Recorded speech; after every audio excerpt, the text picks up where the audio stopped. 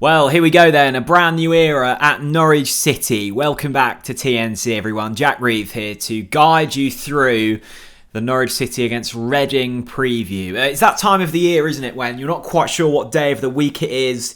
You're not even really sure what date it is, but I have been reminded that Norwich City do indeed play tomorrow, and it's at Carrow Road, and it's under the lights, and it's under a new manager. Allan Russell and Steve Weaver will be the interim managers that will take charge for this game. Of course, Dean Smith sacked a couple of days ago. Still no permanent manager in place as of yet. Allan Russell has said that he expects himself and Steve Weaver to be the interim bosses for the next couple of home games. So I guess that gives a couple of weeks. You've then got a little period where there's no championship football. You do have a FA Cup game included in there, but they do then have a bit more time. We'll get into candidates and stuff later on in this video. But interesting times at Norwich City. A big thank you to BetMate, as always, who are sponsoring our preview content this season. So many of you, and I mean this, so many of you have reached out to say how much you're enjoying the BetMate app. I can only say so much. I really enjoy it. You guys know we'll only ever promote stuff on here that we use or drink or eat. And Chris and I do both use BetMate on a very regular basis. We've got a pot for the Championship 7:45 kickoffs, a guaranteed £100 payout. It's just £2 to enter. You pick a 7-a-side fantasy team and points mean prizes. Loads of you have won cash this season. I've won a little bit too. I think Chris has got a couple of quid in his bank. You can also get a free £10 bet when you play any paid pot using code TNC10 when you sign up. A link down in the description. I was awful last week. I've gone quite big on João Pedro. They play Swansea. Swansea have been shipping goals as of recent weeks. I've also got Angus Gunn and Max Aarons in my team. I think we'll hopefully keep a tight line at the back. Chris is very down on Norwich at the moment. He's got no Norwich players in there at all. He's fairly sweet on Birmingham and Burnley. Would love to see you over there. Reading then, this is an intriguing encounter. I feel like I've said that every time Norwich have played this season. A different dynamic here. I'm looking forward to getting back to Carrow Road and there being a slightly more jubilant atmosphere, I think. I mean, I was probably more supportive than most of Dean Smith, but even I could admit that it was no real fun going to Carrow Road at the end there. Dean Smith didn't even like it. He said he would prefer to play his football away from home, and having seen some of the scenes from Kenilworth Road on Boxing Day, that wasn't too much fun either. So it was all doom and gloom, wasn't it? And at least now we've got something different to kind of cast our minds to and get behind. Allan Russell's been saying all of the right things. He's been saying that he wants to excite the fans are important, that we shouldn't be fearing Reading. We're Norwich City. He certainly played the PR side of things very well so far in his first press conference. Whether we can translate that kind of enthusiasm and momentum onto the pitch is yet to be seen, but I don't think it could get any worse than what we saw in recent weeks under Dean Smith. It's been fascinating kind of seeing what people have, who they want in as next manager at Norwich City, who they think it will be. I don't know any more than anything else. I would be surprised if we brought in someone already contracted at a football club. I just don't think the money's there to pay compensation to another team. If Allan Russell does well in these next couple of games, I wouldn't be overly surprised if he were at least in the chat for the next permanent managerial job. He's obviously worked with these players for a little while. He's got a really decent pedigree, actually. He was the assistant to Gareth Southgate at England for 5 years, including that World Cup run in 2018.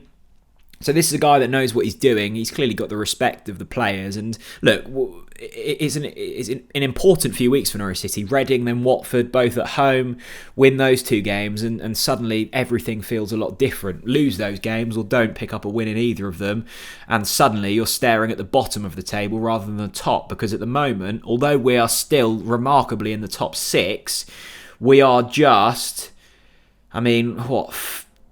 2 points from dropping down to 14th. That's how tight it is in this division at the moment. And we have played a couple more games, or at least one more game than quite a few of those below us. So table is kind of irrelevant at the moment. What we need to be seeing is an improved performance. I liked what Allan Russell was saying, that he wants to be slightly more direct. I think we saw a lot of passing around the back and not too much impetus in the middle of the park. Look, Championship football is different to the Premier League. You can get away with being slightly more direct. And it's not to say that we need to be direct every time we get the ball, but just switching things up a little bit. I just think we became really routine, really pedestrian under Dean Smith towards the end. There was no real change in style throughout games. We just couldn't change it in game, and that was a huge worry at the end of the day. It looks like Cantwell and McCallum will be featuring in the squad. A concern about Aaron Ramsey, who I think, having read some stuff from Michael Bailey recently, we may not even see feature in a Norwich City shirt again, which is a real shame because he'd been kind of one of the few bright sparks of this season, really. But I'm excited for this. Look, the time was up for Dean Smith at the end of the day. I supported him for as long as I possibly could, but after that defeat to Luton, I mean, it was completely game over for him. There was no way back.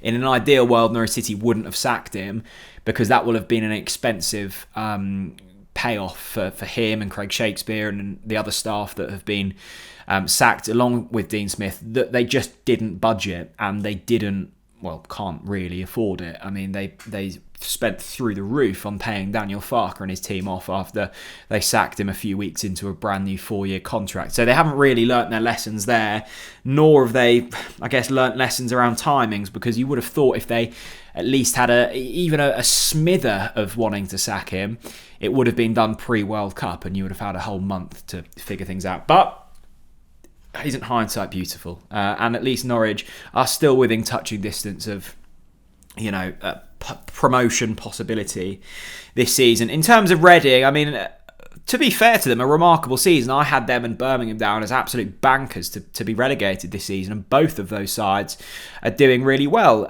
Reading are 8th on 35 points, the same amount of points as us.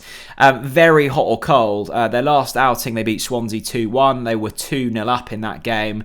And looking at the side, I mean, it's a fairly decent Championship team, isn't it? You've got Andy Carroll in there. You can go direct into Lucas Zhao.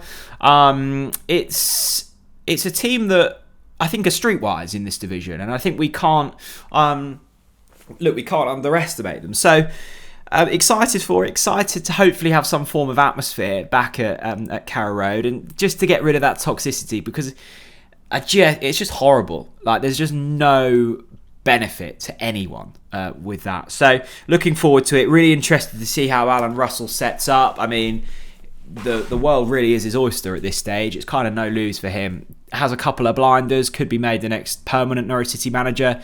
Goes all wrong, well, hasn't really lost too much because the expectations are already on the floor. Hopefully it goes the way of the former. Let me know what you guys think. What would you like to see changed ahead of this game? And hopefully we pick up 3 points. Stay safe, everyone. Bye-bye.